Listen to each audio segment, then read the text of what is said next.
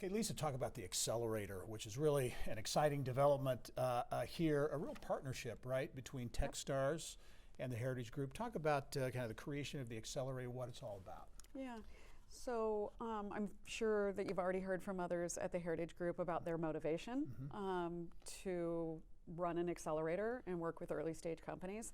Techstars is a company that's been around since 2007. We have 47 locations around the globe.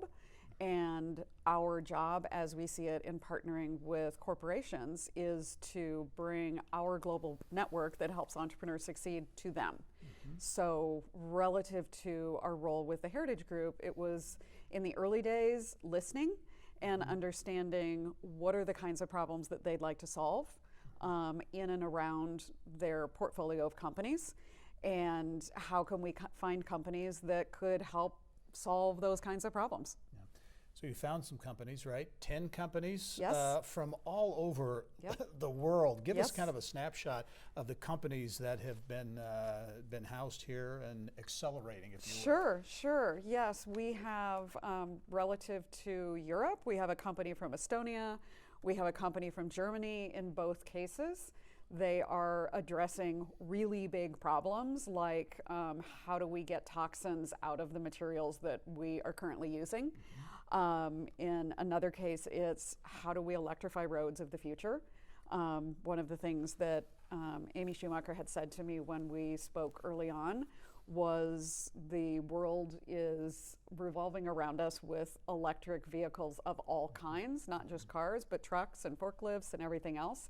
And what could we as a company or corporation look to do, because we build roads and bridges? How can we as a company figure out how roads and bridges can actually help propel forward getting to automated electric vehicles? Yeah. So we have Germany represented, we have Estonia represented. We have a company out of Colombia, as in not Missouri, but the country, an entrepreneur that I met that was at MIT and had won a bunch of global competitions looking at the future of how, in fact, can we solve the problem of pulling all the infrastructure out of the ground, like pipes, water pipes, and do so in a way that isn't so disruptive to cities and to roads, et cetera.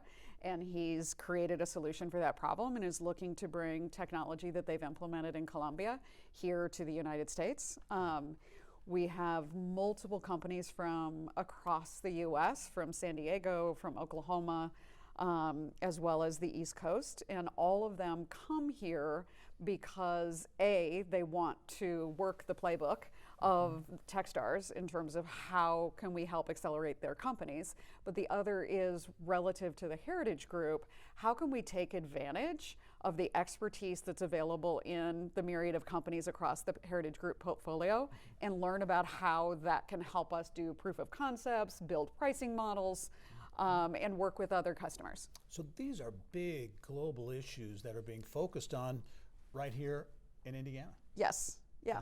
I think they were already being focused on. We're just doing it in a bigger way. We're bringing hard tech to Indianapolis.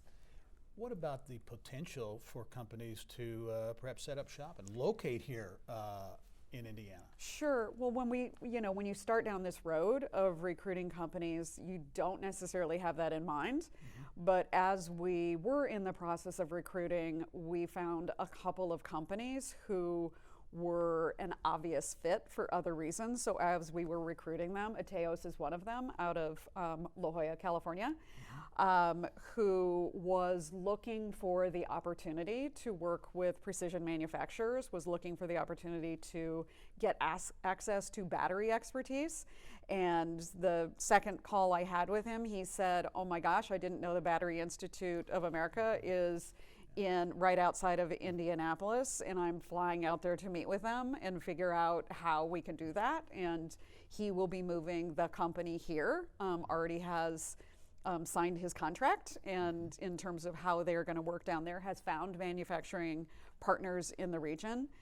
The other company is a specialty chemical company out of Oklahoma, again, a technology that was spun out of a university and a company that was created there, a wonderful female founder. And her opportunity to work with the labs at the Heritage Group to solidify what kind of product she actually have, and have third-party validation of that. But also, more importantly, one of the really big problems with hard tech companies is how can they work with a contract manufacturer when they're really small? So the ability to work with Monument Chemical and the expertise around this building here relative to specialty chemicals is just a game changer for them. I'm confident they've saved about 3 years out of the life of their company coming here. And so they've already rented a home and have moved their family here and are starting hiring here. What about the community and corporate support that you're seeing here in Indiana? Yeah, so a big part of the process relative to Techstars is we bring in about 100 mentors to work with the companies.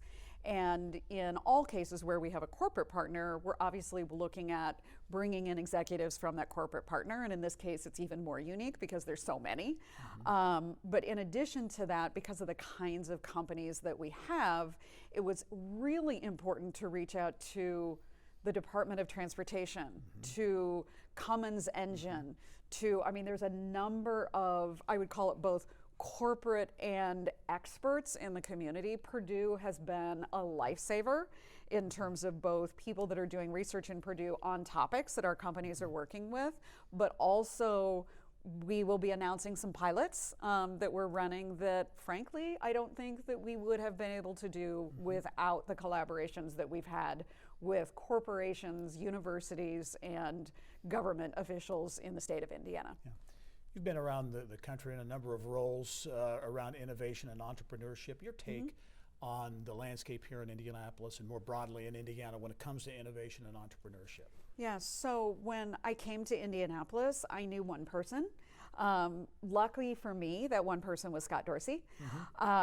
So I knew that there was a broad and deep expertise relative to B2B SaaS in this community.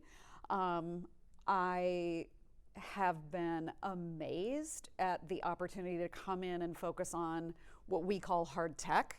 So most of my cohort is not B2B SaaS. I only have one. Everything else are companies that require a significant amount of funding and resources to scale. But the support from the community relative to hard tech has been amazing. I'm finding a increased focus on hard tech investing across the United States. And because I think of the work that we did long ago in Startup America and Rise of the Rest, no one cares anymore where you're physically located when they want to write you a check. They want a good founder. They want a great company. And if we can surround that with expertise in a community, people are coming to the table and willing to write checks. So we're going to, in my mind, we're going to build 3 great pillars here in Indianapolis. You've got your B2B SaaS pillar. You guys have amazing amount of engineering talent that most communities probably outside of California and Texas don't have.